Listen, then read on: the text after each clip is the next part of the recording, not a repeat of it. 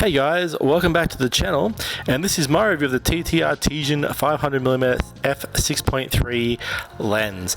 Let's get into it, guys. Now, I originally won this lens off the Instagram competition, so I haven't had to pay for it. It's lovely to have something I haven't had to pay for and to be able to review, and also camera gear that's free is the best type of camera gear. Doesn't often happen to me, so I was wrapped. In saying that, that hasn't swayed my view on this lens at all. So the question we're going to be answering today is this lens worth paying for? Would I buy this lens? Should you buy this lens? Let's make a start, guys. Now, the first thing you notice when you get this lens, and I think I said this in my unboxing video as well, the lens is actually really well constructed. It's metal construction, has the metal screw-in lens hood and the slip-on lens cap. Is actually a really nice lens cap and hood, to be honest with you. It also has a tripod foot, which is Arca Swiss style there. Now, you know, construction wise, it isn't the heaviest 500mm you can get, but it is sturdy. It is constructed really well.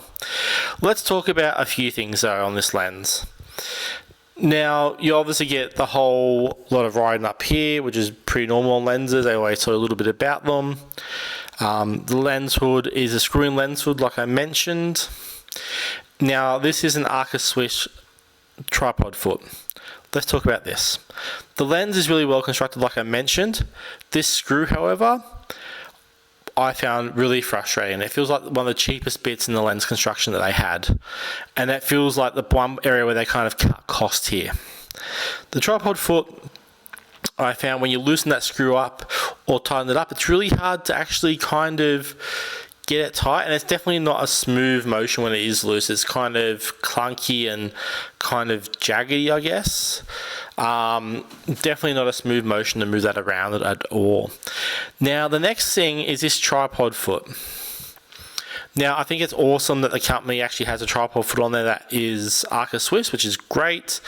You know, I really appreciated that, even with the cheap screw on there, which I found difficult to know if it was tight or not tight. However, this Arca Swiss plate on the tripod foot was such a point of frustration for me, and that's why you see I've screwed on a secondary plate here. Now, I had 3 tripod heads, all Arca Swiss. None of them, and I mean none of them, would tighten up to this original plate. It would just slide around backwards and forwards loose in the plate. I found that the plate teeth that hold it in place and slot into these little grooves actually matched almost identically the grooves cut into the foot, and that the foot grooves are really deep, so the tripod head would not grip it at all, and it would just stay loose and slide around. I found that really, really frustrating.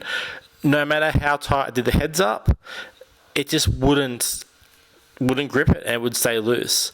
I am sure that I actually damaged one of my heads because I over tightened the screw, and the plastic rubber bit around it kind of came off trying to get this tight. I actually ended up buying a larger gimbal style head to use this with and get some better photos with, and it still wouldn't tighten up with this tripod foot, so hence why I've screwed on the larger plates. Again, Arca Swiss, but this one actually gets tight. Once it gets tight, you can actually gain focus, and it's actually much easier to use. So if you get this lens, be aware that may be a problem, and just have a secondary plate ready to go just in case it occurs to you as well. Would love to hear if anyone else has had this same issue, or if it was just my model. I feel that it's a really, you know, to me, I personally think Arca Swiss is Arca Swiss. I was really surprised by this. Maybe it's just my copy and how the grooves are cut in my copy. I haven't come across this with any other lens, any other plates ever. So it was really surprising, and I'd be surprised if I'm not the only one with this issue. So, you know, hopefully no one else has it, and I'm like by myself on this. But I find that hard to believe, so there must be someone else who had the same issue or experienced the same issue. The next thing I want to talk about are the focus rings and the aperture rings. Now, you will see that the lens actually has, all the scales here for focus and stuff like that on the aperture, in between the aperture ring and the focus ring, sorry. And, that's fantastic. The rings are really nice and smooth in the focus and the aperture as well. There's no clicking. It just smoothly glides. It is extremely stiff though to move. Now, when I first got this, I found this really strange. I've watched other people's reviews of this lens, and they also have really stiff focus and aperture rings as well. And I kind of got used to it after the first couple weeks of shooting with this. So after the first probably couple days, to be honest with you. It actually is so smooth and silky smooth. The mechanism is really that silky smooth kind of feel. I didn't mind the stiffness because once you had achieved focus, it took a really deliberate action to kind of move it. I don't think you're going to be bumping this and moving it too drastically. It takes a really kind of determined move to move that. So I actually began to like the stiffness of them. It is stiffer than any other lens I have ever used.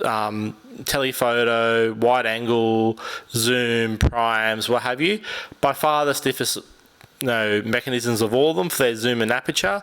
However, I actually kind of like that. Considering it's a manual focus lens, really handy.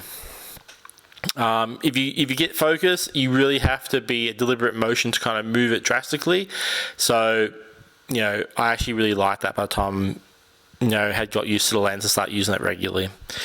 Now, as I mentioned, it is not autofocus. It's a manual focus lens. This is a Z mount, and I've had this used on my ZFC and also my Z6. I haven't put it on my Z8 as yet. I do a lot of, when I'm out, I just take my Z6 and this lens, and I found that really easy and good combination to use. I use focus peaking on my mirrorless to help me achieve manual focus a little bit easier. I also found a way to manage to get in-body stabilization to work on my Z camera with this lens. I did try hand holding it, and it does work. You can hand hold this lens. It's extremely difficult to, so I would highly recommend a tripod or a monopod as a minimum with this lens for sure. Okay, let's talk about the question you're probably all wondering: what are the photos like? Now, considering this lens sells for around that $500 to $600 Australian, or around that $3 to $4 mark in America, give or take a few dollars either side, guys, but it's in around those price ranges. I actually think the image quality of this lens is pretty good. At 6.3, there is a little bit of chromatic aberration and hazing and so forth around edges of subjects. Now, obviously, it depends on your lighting conditions that you're shooting with. If you're shooting into light, backlit, what have you, that will contribute or increase or decrease the chromatic aberration, the fringing and so forth. But overall, I actually found the image quality at 6.3 to be, pretty usable. Achieving focus at 6.3 was really difficult, but the images are usable and they are sharp. Now, in saying that, I found my copy was by far the sharpest at f11. At f11, I was actually amazed at the image quality I was getting. Chromatic aberration, hazing and fringing were almost non-existent on this lens. So I was really, really impressed by that. To me, if I'm to use this lens regularly, I'll be using it probably at the f8, f11, because I found that's the range it was sharpest in. It was by far amazing at that range. It blew me away. Now, the image quality for what you pay, I think you get really great bang for buck. However, the huge limitation of this lens is it isn't autofocus. Now, I understand you're buying the lens knowing that. You enter it going, well, I'm paying $500 to $600 for a manual focus 500mm lens. You are expecting some sort of compromise. And with this lens, like I said, great image quality. However, I think the compromise is it's not autofocus. I found this lens was really challenging to actually use at times for things like wildlife and birds. I think if you're shooting birds in flight or fast moving wildlife or action sports or anything that's moving fast, even children running around, I don't think you're going to get best results with the manual focus. Unfortunately, it is a stiff focus mechanism, like I mentioned, not necessarily a bad thing, but a challenging thing if you're trying to move it quickly. Added to that, it is totally manual focus. I just found it really difficult to gain that quick focus that you need. Yes, over the course of using this lens, I improved my speeds, and if you use it for months on end, I'm sure you'll get much faster than what I am currently. But for things that were moving fast and changing where they are and had to readjust the focus, I found it a real challenge to get that accurate focus and really sharp images with this lens. I also use this lens a lot for landscape images and did a few trips out just with this lens. I really like simple photos, so simple composition, minimalist approach, I guess, in my compositions.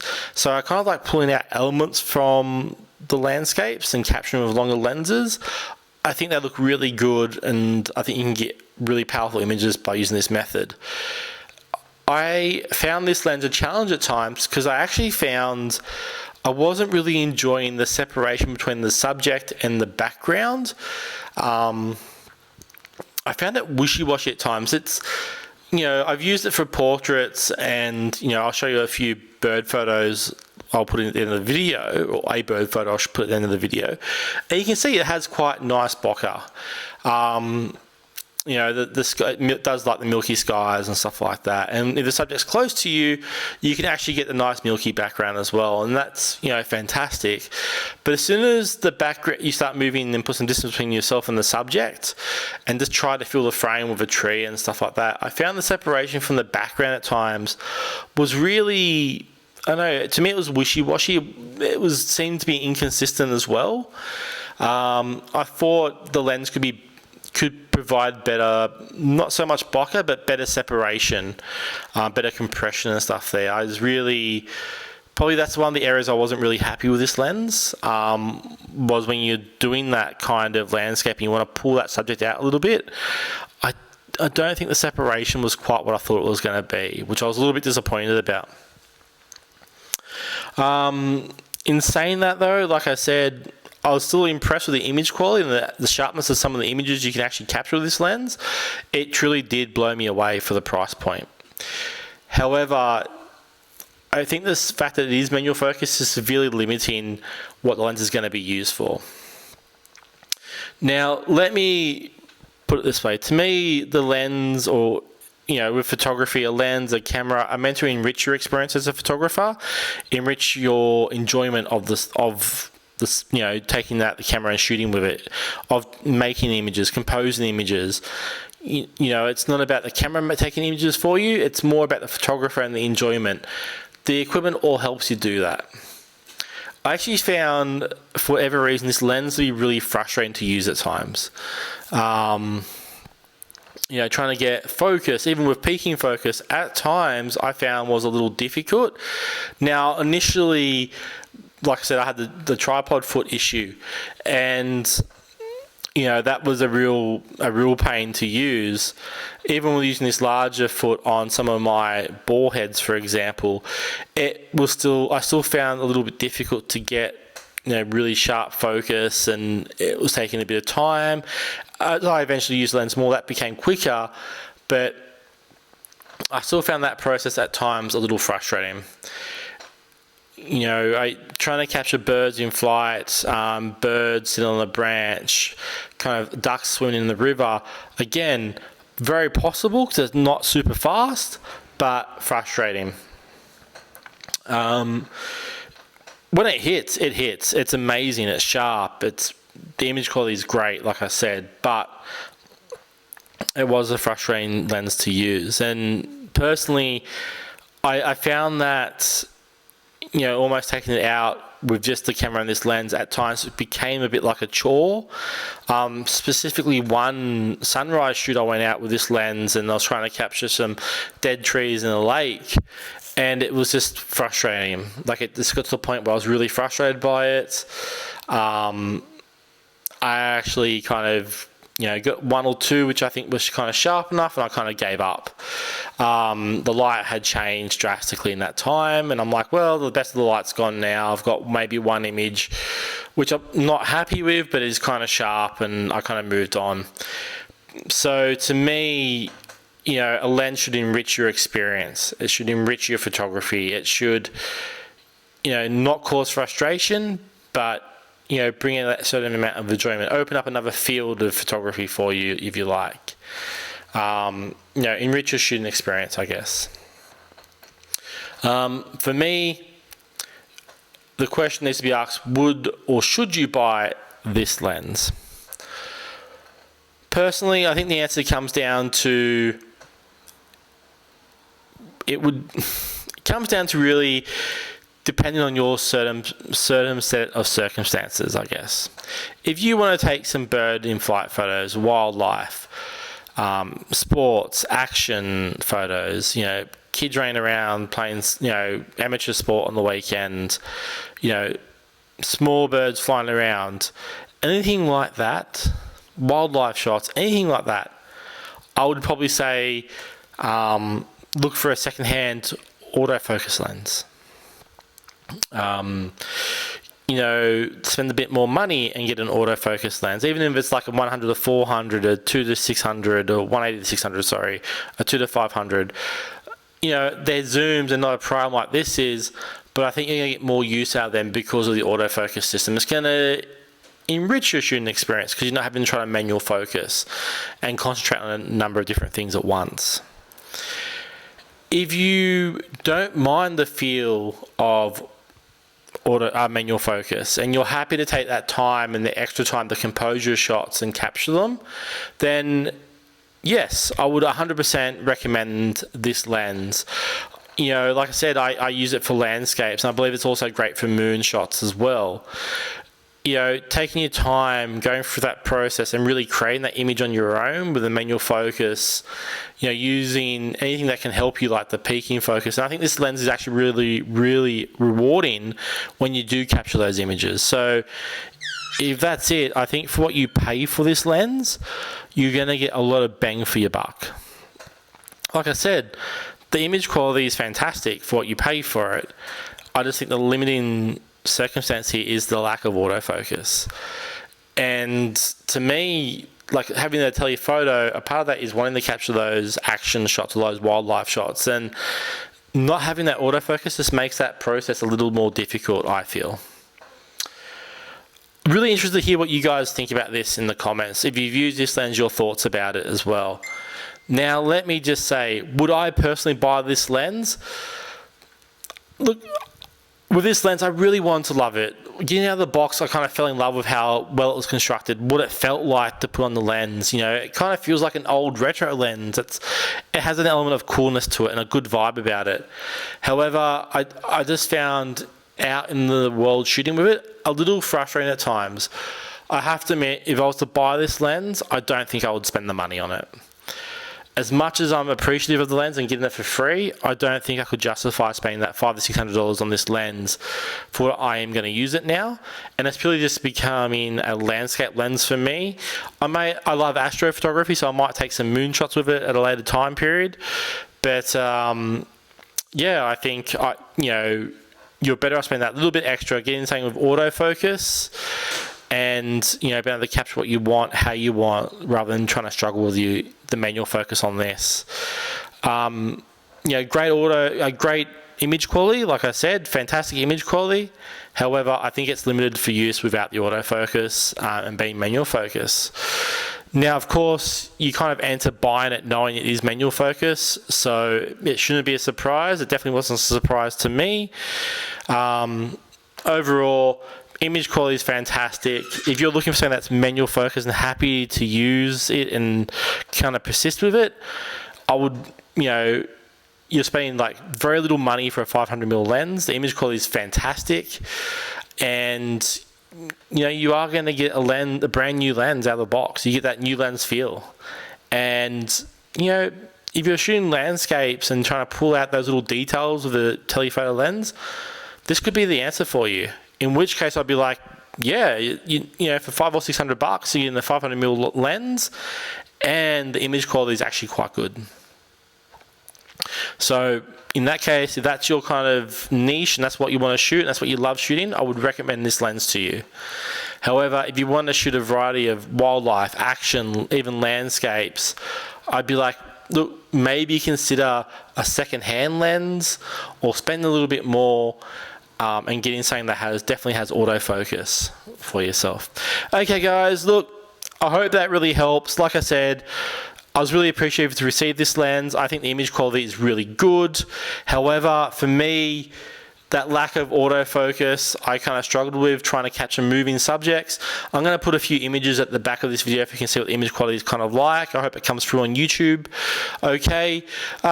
Look, thank you to the Artisan for the lens. I've loved using it. Like I said, to get any gear for free to be able to review is amazing.